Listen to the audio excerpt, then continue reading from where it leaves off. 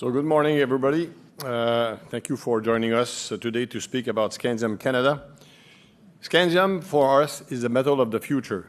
And at Scandium Canada, the future is now. So we have to move. It's time. So let's go. Obviously, I'm going to be making forward-looking statements, but most importantly, I'm going to try to sell you the effect of Scandium on the energy transition.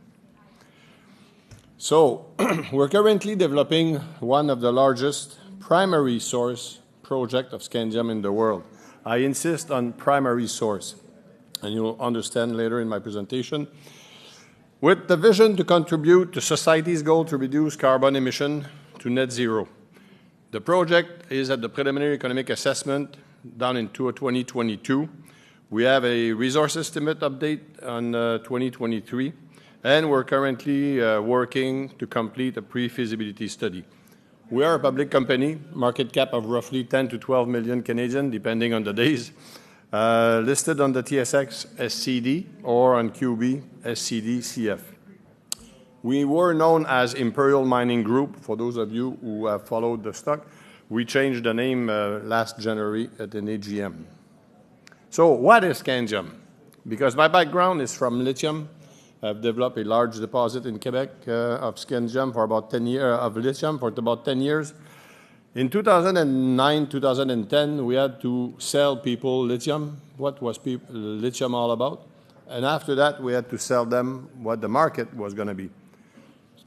So this project is about selling scandium and explaining why scandium is interesting. But we won't have to educate people about the market that it can address. So what are the mineral and metal properties?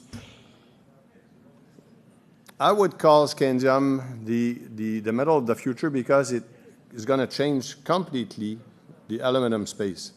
You add a little quantity of scandium in aluminum and you completely change its strength, corrosion resistance.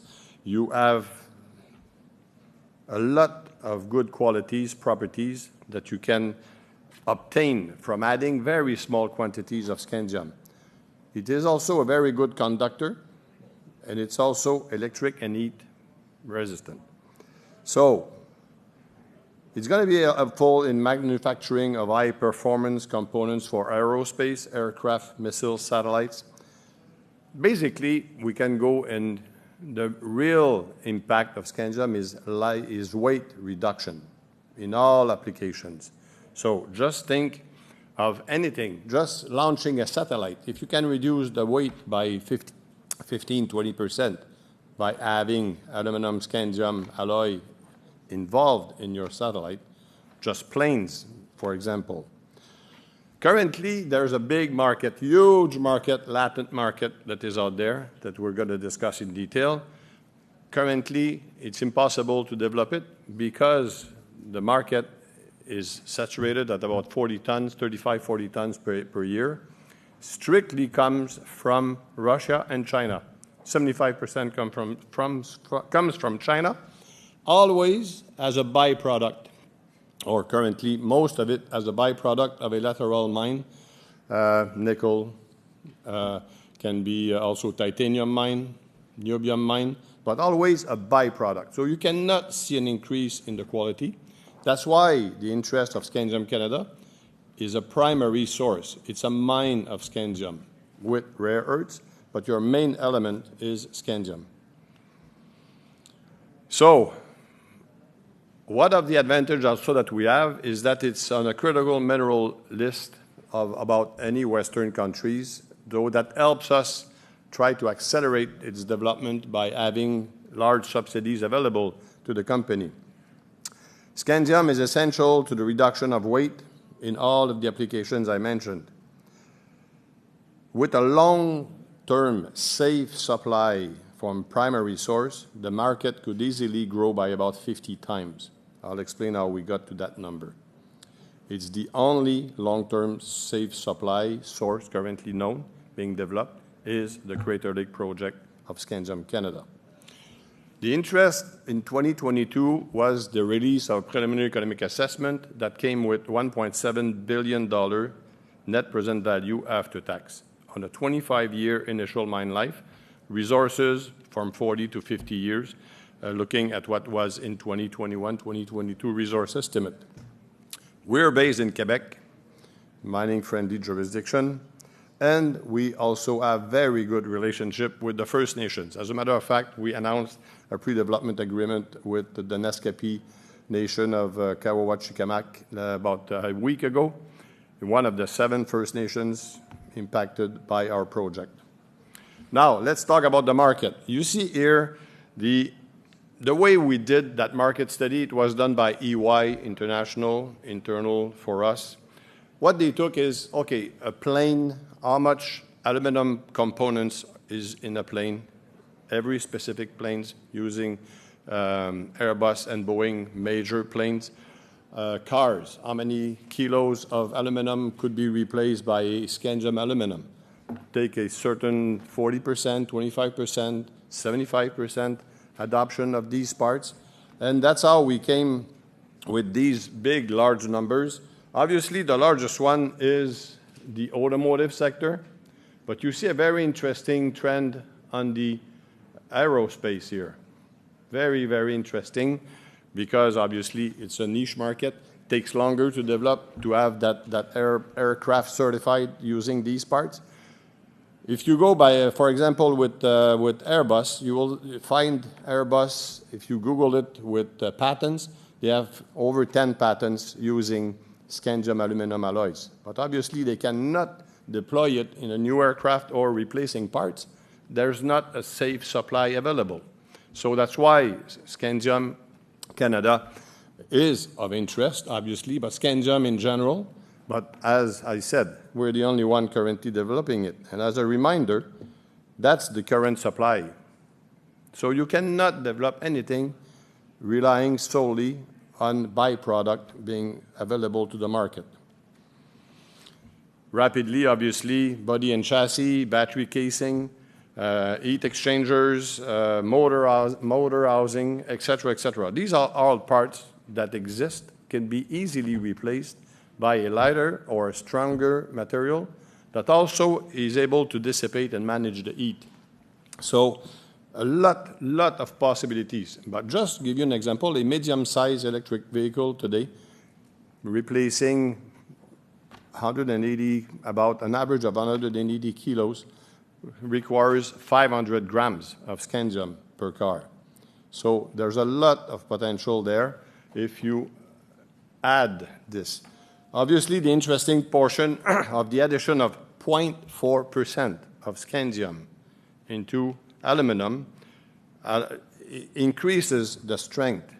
So obviously, if you look at this Series 1000, it's strictly aluminum.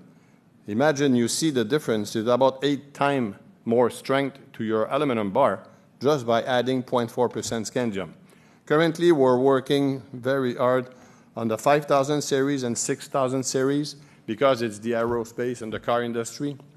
And currently working with different labs in Canada to be able to confirm the properties and the interest of these alloys, adding scandium, very small portion of scandium.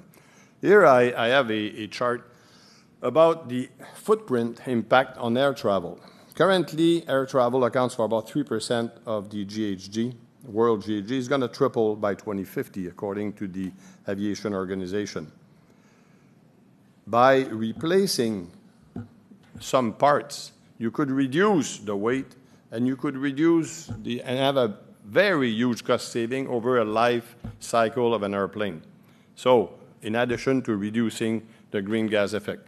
I like the first paragraph about the Airbus patented aluminum scandium alloys for welding and advanced manufacturing powders for 3D printing.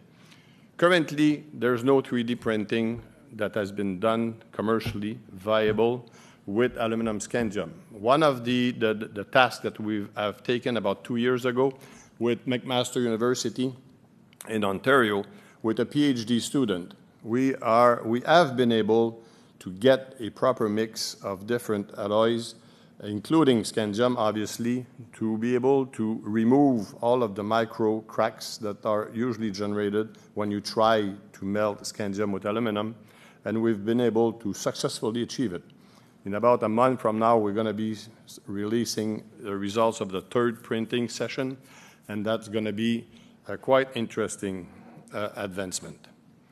And I like to, and I use that slide that is on the Scandium International site, and I point the impact of 3D printing. Well, 3D printing, it's close to 50 tons just for the 3D printing. So price insensitive and early adopters, plain, auto, etc. 3D printing, I like it very, very much because it's value added. So the project itself is in Quebec, like I said. It's in northern Quebec, about 200 kilometers northeast of Schefferville, 400 kilometers south of Coudjouac. There's currently no road to get there. So logistic is an issue in the pre-feasibility study phase. But what we're going to do is we're going to be building 150 kilometers road to access the network of roads, have a concentrate at the mine, obviously, and do in the Labrador City, Wabush region here, the conversion into scandium oxide. Once you have a scandium oxide, the size of the mine currently is mining a very, very small operation of about 450,000 tons a year of ore. It's 50% concentrate trucked to Wabush, Labrador City, and it gives at the end 82 tons of scandium oxide. So from there, you can drive anywhere to make the conversion and make the master alloy 2%, which is the finished product that we're going to be selling. So it's an ingredient that we're going to be selling to the major alloyers, or a company making all type of alloys that have all the contracts with the large end users at the end of the day. So that's what we're going to do. Interesting again for the geologists around. This is 14 kilometers. That's all of our mining property. What we're currently talking here is strictly 300 meters of that mag. So all of these have been drill tested. They're all coming back with large 100 meters wide, et cetera, et cetera. So the potential to increase the resource and the life of the mine is enormous. So my time is up. Please come and see me. Huh? You're okay for another minute. Another minute. Oh, sorry. So the next development milestones, like I said, just as a reminder, we have filed a PEA. We have a resource estimate. We are completing a 500-kilo mini metallurgical pilot plant in late August. We have started already all of the initial work for the environmental assessment. We believe that the pre-feasibility study is going to be completed sometime mid-2025. And we still, for the full feasibility, will do a 15-ton large metallurgical pilot that will lead to the end of 2027 for a construction decision, construction of financing.